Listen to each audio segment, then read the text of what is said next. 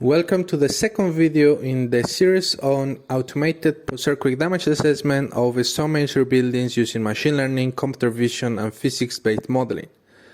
In this presentation, I will discuss crack characterization, specifically crack kinematics.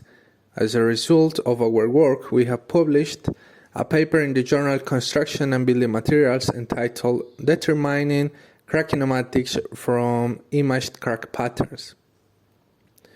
When it comes to post-earthquake damage assessment, detecting damage alone is not enough.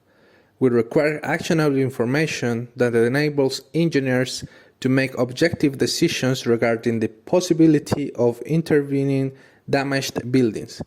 To achieve this, we need to characterize the damage.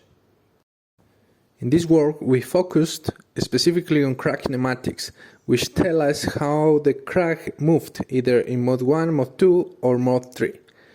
This is important because it can give us an idea about the possible causes of damages, as well as enable us to estimate the mechanical properties of the material. The current state of the art uses DIC, which has two main drawbacks that make it not ideal for rapid inspections. The first is the need to use a sequential set of images, and the second is the requirement for a special setup, including camera setup, lighting conditions, and speckled patterns over the surfaces. In this work, we contribute a novel methodology to compute crack kinematics.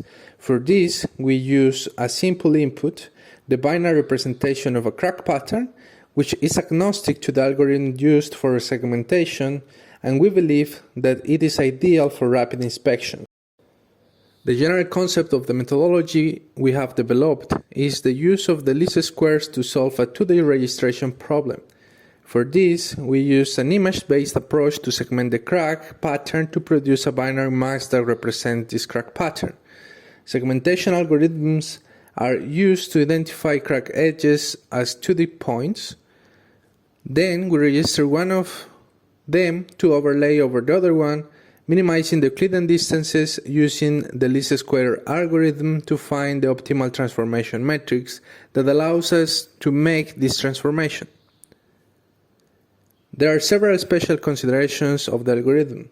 First is the variability of the crack, for which we propose the use of finite segments instead of the full contours of the crack.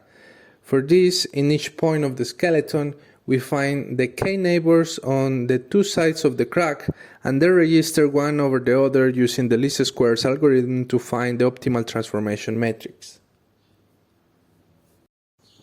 As there is shear sliding movement of the crack, we search for the optimal position of one of the finite segments over the second as extended segment, and to solve it we use heuristic methodologies.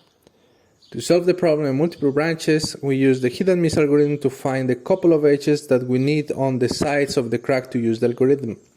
For this, we find the intersections and the endpoints and use this information to divide the crack contours as pair of edges. Then, as the least square algorithm gives us the transformation matrix with the degrees of freedom represented in horizontal and vertical directions, we need to transform these displacements in the perpendicular tangential directions to the crack skeleton to find the displacement maps in mode 1 and mode 2. It is presented a selection of experiments from our original manuscript. The first experiment involves the use of real crack patterns that were manually measured with an image computer tool to determine the displacement in normal and tangential directions along the crack skeleton. Our algorithm was then employed to find the displacement map in the normal tangential directions. The values of the manually measured points were compared with the results of our algorithm, which yielded very satisfactory results, with the crack with error found to be narrower than a pixel. Similarly, we conducted another experiment where we damaged a beam in the lab to produce a couple of crack patterns. The physical measurements of the crack width were taken at different points along the crack patterns, and the results were compared using our algorithm. Once again, the results were satisfactory as presented in the table. In the final example presented here, we showcase a real-world application where we use AI to detect damages in the buildings. We then apply our algorithm to compute the crack kinematics in terms of Mod 1 and Mod 2, as shown in the accompanying figure. To summarize this chapter, we have presented our novel methodology to determine crack openings in Mod 1 and Mod 2. This methodology is ideal for rapid inspections as it only requires binary representation of the crack patterns and has been extensively tested on both synthetic and real data. Thank you for your attention.